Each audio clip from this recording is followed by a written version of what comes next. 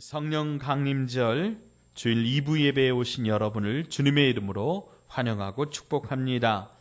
성경책 가슴에 안고 한 목소리로 우리 믿음을 선포하며 고백하겠습니다. 나는 예수님을 구주로 믿습니다. 나는 구원받았습니다. 나는 이 말씀을 믿습니다. 나는 행복합니다. 아멘. 주님께서 주시는 은혜와 평강이 오늘 예배에 참여한 여러분과 여러분의 가정에 충만하게 임하시기를 주님의 이름으로 축원합니다. 장길섭이라고 하는 분이 쓰신 삶은 풀어야 할 문제가 아니라 경험해야 할 신비입니다 라고 하는 책에 정말 귀한 구절이 있어서 소개해드립니다. 애벌레에게는 길에 늘어선 모든 것이 다 문제거리이다. 앞에 있는 돌덩이도 문제고 냇가도 문제고 막대기도 문제이다. 하지만 애벌레가 변하여 나비가 되면 이 모든 것은 날아가며 편안하게 둘러볼 구경거리일 뿐이다. 여러분 정말 그렇지 않습니까? 애벌레가 정말 작게 기어가면서 그 앞에 닥치는 모든 것이 다 걸림돌이 되고 문제거리가 되지만 이 애벌레가 고치가 되고 거기서 나비가 나오면 이제 그 모든 것들은 하늘을 날면서 바라보는 구경거리라고 하는 겁니다. 우리가 이 땅을 살아가면서 우리가 성령님을 만나고 우리가 성령님으로 말미암아 덧입게 되면 우리가 이 땅에 살면서 만나는 모든 것들, 마치 앞에서 말씀드린 그 애벌레가 만난 장애물들처럼 문제거리들이지만, 그러나 우리가 성령 하나님으로 충만하면 그 많은 문제거리들이 결코 문제가 되지 않는다라고 하는 거지요. 왜 그렇습니까? 애벌레와 나비가 이게 존재가 달라지고 관점이 달라지는 것처럼 성령 충만한 우리의 삶은 우리의 존재 자체가 달라지고 우리의 관점 자체가 달라지는 것입니다. 그래서 문제거리가 변하여 구경거리가 되는 역사가 있게 되는 것입니다. 오늘은 교회력으로 성령 강림 주일입니다. 주님께서 약속하신 보혜사 성령께서 강림하신 날이 이제 오순절이 여기 있기 때문에 오순절 성령 강림절 이렇게 부릅니다. 이 오순절 성령 강림 사건은 예수님께서 이 땅에 성육신 하신 사건 다음으로 우리에게 의미가 있고 복된 사건입니다. 이것은 영원한 하나님의 약속 가운데 이미 선지자 요엘을 통하여 우리에게 약속하여 주셨습니다.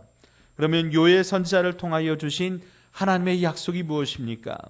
요엘서 2장 28절 말씀입니다. 우리 한음성으로 함께 읽어보겠습니다.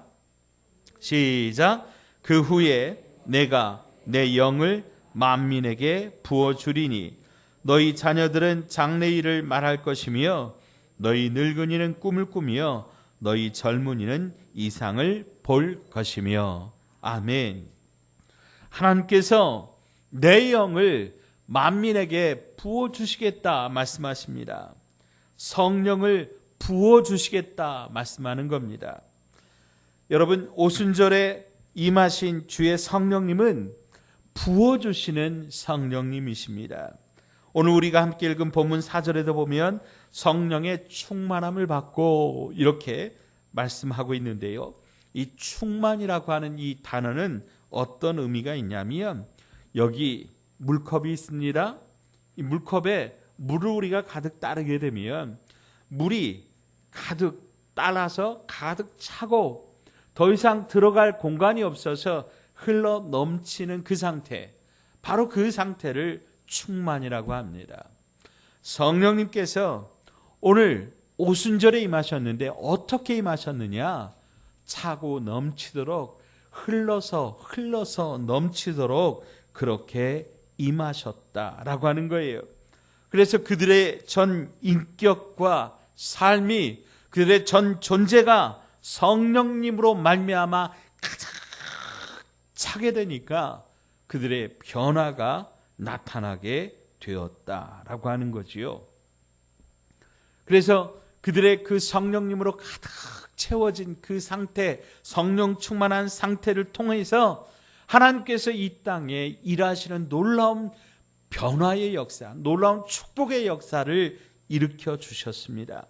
그러면 어떻게 그들이 부어주시는 성령님을 만나게 되었는가? 성령 강림은 예수님께서 직접 제자들에게 명령하시고 약속하신 그 약속으로부터 출발합니다. 사도행전 1장 4절 말씀입니다. 사도와 함께 모이사 그들에게 분부하여 이르시되 예루살렘을 떠나지 말고 내게서 들은 바 아버지께서 약속하신 것을 기다리라. 아멘. 예수님께서 제자들에게 승천하시면서 명령하셨다는 거예요. 예루살렘을 떠나지 말아라. 그리고 내게서 들은 바 아버지께서 약속하신 것 바로 무엇입니까? 성령 하나님. 그 성령 하나님을 기다리라고 하는 거예요. 그래서 예수님의 말씀을 들은 제자들이 이제 마가의 다락방, 최후의 만찬이 일어났던 그 장소입니다. 그 마가의 다락방에 모여서 약속하신 성령을 기다리면서 간절히 기도했다라고 하는 거죠. 이 예루살렘 마가의 다락방에 모여 기도하였던 그들에게는 두 가지의 특징이 있었는데, 자, 사도행전 1장 14절 말씀 우리 같이 함께 읽습니다. 사도행전 1장 14절 말씀입니다. 함께 읽습니다. 시작. 여자들과 예수의 어머니 마리아와 예수의 아우들과 더불어 마음을 같이하여 오로지 기도에 힘쓰더라. 아멘. 자, 첫 번째는요, 더불어 마음을 같이하여입니다. 자, 따라서 하십시다. 더불어 마음을 같이하여. 예, 예루살렘 이 마가의 다락방에 모였던 예수님의 제자들은 더불어 마음을 같이하여 기도했다라고 하는 거예요. 약 120명의 제자들이 예수님을 한 마음과 한 뜻으로 사랑하고 진정으로 기다리면서 더불어 마음을 같이하여 기도했다라고 하는 거예요. 여러분, 이것이 교회의 참된 모습입니다. 교회는 예수님의 약속을 붙들고 더불어 마음을 같이하여 함께 모이는 공동체인 것을 믿으시기 바랍니다. 그래서 그들이 더불어 마음을 같이하여 한 마음과 한 목적을 가지고 기도하니까 그 기도에 응답하셔서 성령님께서 찾아오신 것입니다. 두 번째로 그들은 예수님의 약속을 믿고 오로지 기도에 힘썼다고 말씀하고 있습니다. 오로지 기도에 힘쓰니라. 이 오로지 기도에 힘썼다라고 하는 말은 딱 한 번 기도하고 끝냈다는 게 아닙니다. 계속해서 끈기 있게 부지런히 끝까지 마지막까지 기도했다라고 하는 거예요. 그들은 예수님의 약속을 받고 열흘 동안 오로지 기도에 힘썼습니다. 물론 다른 할 일들도 많았겠지만 그들은 먼저 오로지 기도했다라고 하는 거예요. 왜 그렇게 그들이 이렇게 기도했느냐? 먼저 주님의 약속을 믿었기 때문입니다. 주님의 말씀을 저들이 믿었기 때문입니다. 그래서 저들이 주님의 약속을 붙잡고 다른 할 일 많이 있지만 오로지 기도에 힘을 썼더니 그 기도에 응답하셔서 성령 하나님께서 역사하신 겁니다. 특별히 여러분이 사도행전은 이런 기도의 이야기들이 매 장마다 계속해서 나오고 있습니다. 그리고 기도한 후에는 또 특별히 하나님의 놀라운 역사가 나타나는 것을 매 장마다 보여주고 있습니다. 그래서 사도행전은 기도행전이라고 해도 다를 바가 없습니다. 여러분, 성령 강림은 절대로 우연히 나타난 것이 아니라 주님의 약속이 있었고 그 약속을 믿고 기다리며 기도하는 사람들에게 임한 축복이라고 하는 것, 여러분 기억하시기 바랍니다. 자, 두 번째로 성령을 부어주시되 만민에게 부어주신다. 요에서에 말씀하셨는데요. 이제까지 유대인들은 자기들만 하나님의 선택받은 백성이라고 그렇게 생각했습니다. 때문에 성령님도 오직 유대인에게만 임할 줄로 알았습니다. 그런데 요에서의 말씀은 분명히 만민에게 성령을 부어주신다고 말씀하고 있습니다. 예수님의 이 복음 안에서 유대인과 헬라인의 구별이 없고 마지막 때에는 모든 육체가 하나님의 영광을 볼 것이며 그 앞에 경배하러 나올 것이라고 주님은 또 성경은 말씀하고 있는 것입니다. 그러나 유대인들은 이것을 오해하고 자기들만 이렇게 하나님의 약속에 받은 약속의 사람이라고 생각을 했습니다. 베드로 사도 역시도 성령님께서 고넬료와 그 가족에게 역사하셔서 그 가족을 복음화하는 놀라운 축복을 내려주시기까지는 저희 이방인에게 성령님의 역사가 없는 줄로 알았다라고 하는 거예요. 자, 성령님은요 보혜사라고 합니다. 자, 다음 장면 보여주시면은요 이 보혜사라고 하는 이 한자어는요 우리말로 하면 우리를 인도해 주시고 보호해 주시는 선생님이라고 하는 그런 의미입니다. 그런데 이 보혜사라고 하는 말은 그 밑에 있는 말이 헬라어 이제 원어인데요. 파라클레토스라고 하는 말인데 이 파라클레토스라고 하는 말에 한자어에 음을 따서 붙인 겁니다. 그래서 사실은 한자어는 뜻 글자잖아요. 그래서 그 뜻보다는 음을 따른 글자이기 때문에 의미가 그렇게 똑같다. 의미가 그런 얘기가 아니다라고 하는 것이고 이 파라클레토스의 그 의미는 어떤 의미냐면 인도자, 위로자, 상담자, 대언자, 중보자 그런 의미를 담고 있습니다. 우리 인생이 살아가다 보면 슬프고 외롭고 답답하고 어려울 때 우리를 위로해 주시고 또 어떤 사건이나 불행한 일을 만날 때 그것을 해결할 수 있도록 도와주시는 분이 바로 파라클레토스 성령님, 보혜사 성령님이라고 하는 것입니다. 여러분 히말라야, 에베레스트 산이나 여러 높은 산들을 올라갈 때는 혼자서 올라갈 수가 없고요. 반드시 동행해야 하는 사람들이 있습니다. 이분들을 셀파라 그럽니다. 이분들은 짐을 져주고 길을 안내해주고 밀어주고 붙잡아주고 마지막 정상에 이를 때까지 함께합니다. 그들은 해발 4,000, 5,000m에 살기 때문에 심장이 아주 튼튼하고 신체가 강건하다는 거예요. 그래서 그들의 인도대로 따라가다 보면 정상까지 안전하게 갈 수 있다라고 하는 거죠. 여러분 우리가 이 세상을 살아가면서 가장 완벽한 길이 어디에 있습니까? 누가 우리 인생을 완전하게 안전하게 인도하고 책임져 줄 수 있습니까? 우리를 창조하시고 우리를 가장 잘 아시는 성령 하나님의 도움을 받아야 우리가 완벽한 인생의 길을 걸어갈 수 있을 줄 믿으시기 바랍니다. 지금 화면에 보이는 이 폭포는 미국과 캐나다의 국경을 맞대고 있는 나이아가라 폭포입니다. 이 폭포의 규모가 어마어마해서 1시간에 떨어지는 그 물만 해도요 우리 전주시가 1년을 사용하고도 남을 정도로 많은 양이라고 해요. 미국과 캐나다 양쪽에서 이 폭포의 물을 가지고 이제 전력을 일으키는데 미국 쪽에 있는 폭포에서 13,500메가와트의 전력을 일으킨다고 해요. 여러분 우리나라에서 가장 큰 충주댐에 있는 그 발전소의 그 전력이 412메가와트라고 하니까 그 규모의 엄청난 차이를 우리가 짐작할 수 있습니다. 성령님의 능력도 바로 이 나이아가라 폭포처럼 엄청난 것을 여러분 믿으시기 바랍니다. 성령님의 능력이 임하면 놀라운 역사가 나타나는 거예요.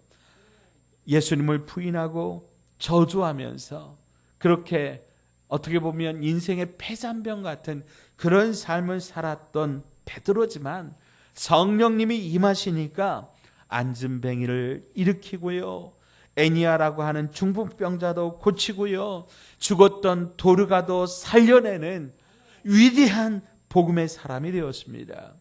베드로가 복음을 전하니까 하루에 3,000명, 5,000명이 회개하고 돌아오는 놀라운 역사가 일어났습니다.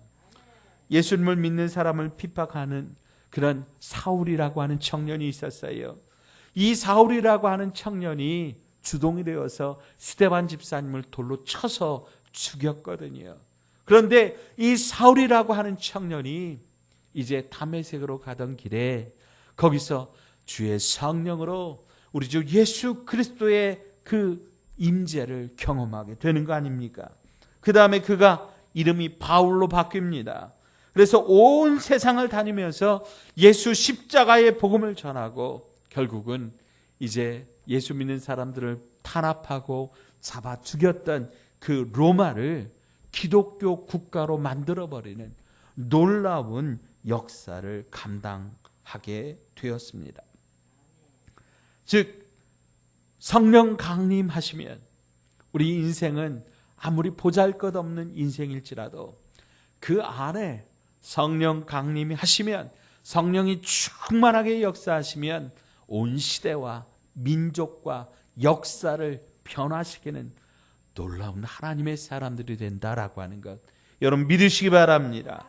자, 그러면 성령 강림의 축복을 우리가 좀 구체적으로 함께 살펴보기를 원합니다. 첫 번째는 입술이 변화되는 복입니다.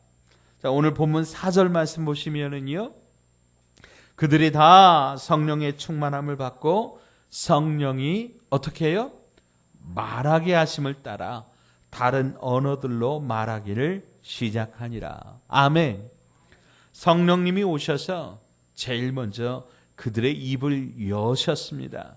그랬더니 그들이 성령의 말하게 하심을 따라 말하는데, 그 자리에 있던 많은 사람들이 각자 태어난 곳의 언어로 하나님의 큰 일 말함을 듣게 되었다고 오늘 본문은 기록하고 있습니다.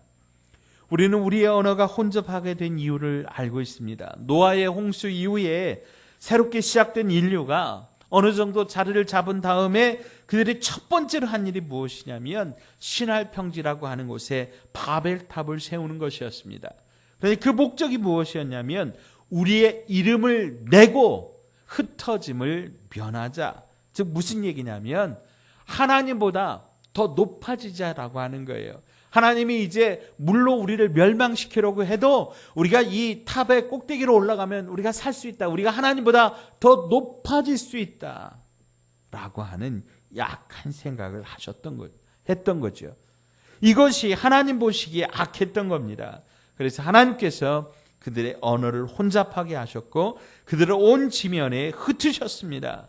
즉 서로 간에 언어의 담으로 막혀버렸다라고 하는 거예요. 사랑하는 여러분, 그런데 간혹 우리 안에서도요, 분명 한국어를 쓰는데 서로 간에 의사소통이 되지 않을 때가 있지 않습니까? 부부 간에도, 부모와 자녀 간에도, 상사와 부하 직원 가운데, 심지어는요 교회 안에서 우리 성도와 성도 간에도 서로 말이 안 통해 가지고 답답한 경우가 종종 있지 않았느냐라고 하는 거예요. 그런데 오순절날 성령 하나님이 임하시니까 그들의 혀가 풀렸어요. 그리고 통하지 않던 말들이 통하고 서로 들리게 되었습니다. 사랑하는 여러분, 오늘 저와 여러분에게도 성령 하나님이 충만하게 역사하심으로 우리의 혀가 성령이 말하게 하심을 따라 말하게 될 때 우리 안에 서로 막힌 담이 무너지고 통하게 되는 역사가 일어나기를 주님의 이름으로 축복합니다. 두 번째는 교회가 시작되고 부흥하게 되는 복입니다. 오순절의 성령 강림은 교회의 생일이라고 말할 수 있습니다. 성령 강림으로 예루살렘 교회가 탄생했기 때문입니다. 교회는 성령님과 함께 시작되었습니다. 교회는 항상 성령님이 역사할 때 살아 역사하는 그런 아주 능동력 있고 생동감 있는 그런 생명체라고 하는 거지요. 여러분, 이 땅에 우리 번성하는 교회를 세워주신 것이 얼마나 큰 축복이고 은혜인지요. 교회는 그리스도의 몸입니다. 주님은 자신의 몸된 교회를 사랑하시고 그리고 교회를 통하여 우리에게 축복을 내려주신다라고 하는 것 여러분 믿으시기 바랍니다. 그래서 저는 믿습니다. 우리 번성하는 교회가 부흥케 될 때 여러분의 가정과 자녀들과 직장과 산업이 복을 받고 이 땅이 회복되고 이 아중리가 복을 받아서 회복되게 될 줄로 믿습니다. 덴마크의 아버지라고 불리는 그룬투비 목사님이 있습니다. 지금 화면에 보이는 이 책자에 소개된 그 목사님이십니다. 1814년에 1차 세계대전 이후에 이 덴마크가요 이제 독일 연방이었기 때문에 독일과 함께 이 전쟁에서 이제 패배하고 그래서 곡창지대를 노르웨이에 빼앗기고 또 독일에 이렇게 빼앗기고 국가 중앙은행이 파산할 정도로 나라가 쫄딱 망해버린 거예요. 이제 남아있는 땅은 바닷가 모래밭과 잡초만 무성한 황무지였다라고 하는 거예요. 땅이 소금기가 있으니까 농사가 안 되는 겁니다. 국민들이 좌절과 시리에 빠졌고 알코올 중독자들이 넘쳐났습니다. 그때 그룬투비 목사님을 통하여 성령의 바람이 덴마크에 불어오기 시작했습니다. 목사님이 나라를 위하여 간절히 기도했습니다. 하나님 이 땅을 살려주십시오.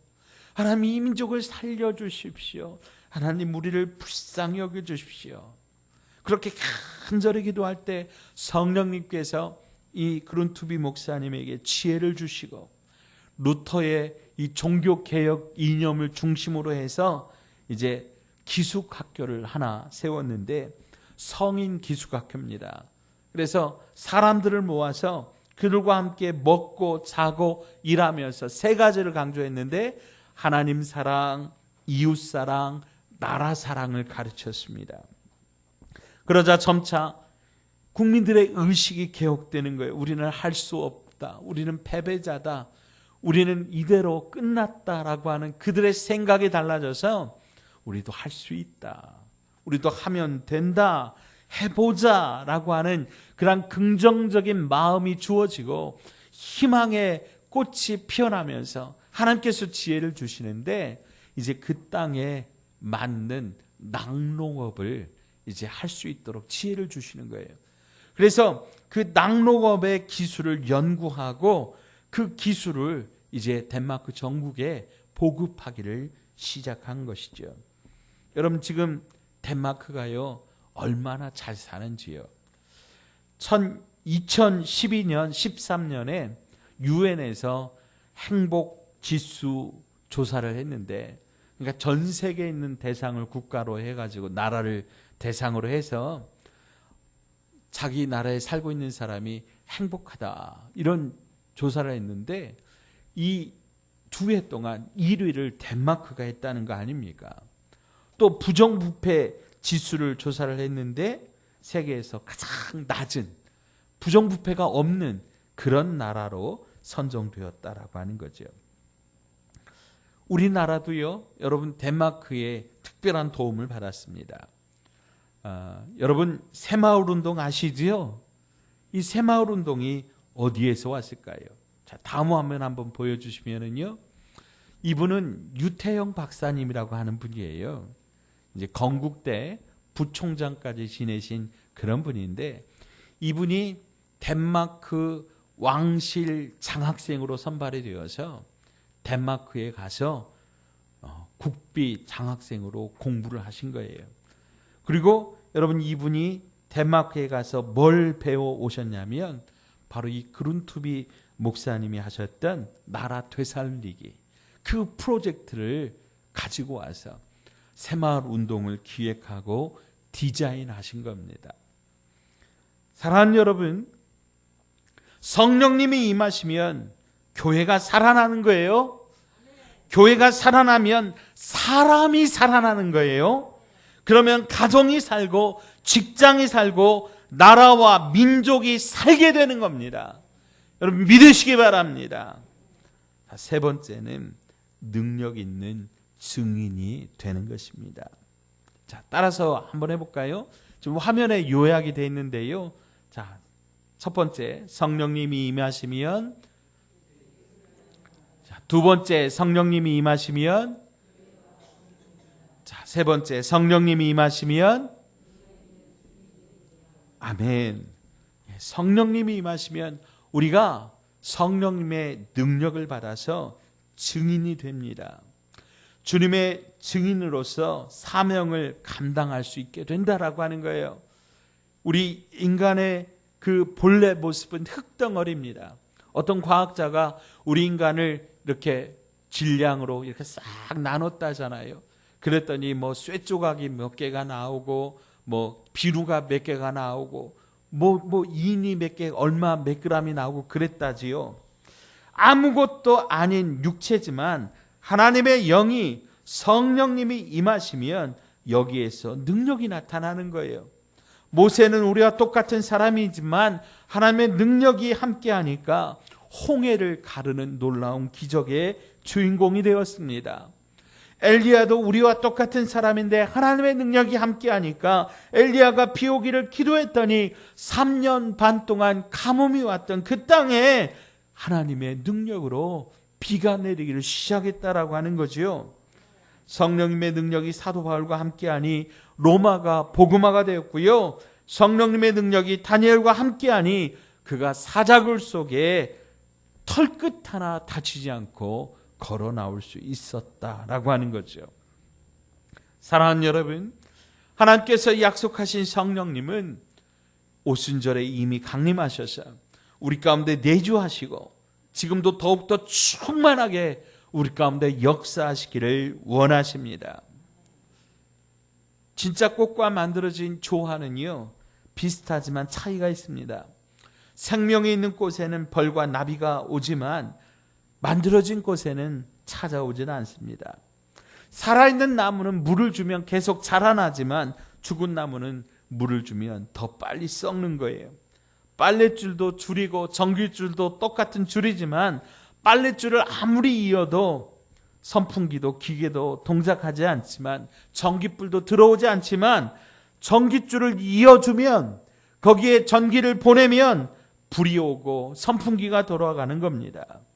교회를 아무리 오래 다녔어도 성령님을 영접하고 인생을 그분과 동행하는 사람과 그렇지 못한 사람은 마치 이런 차이가 있다라고 하는 거예요.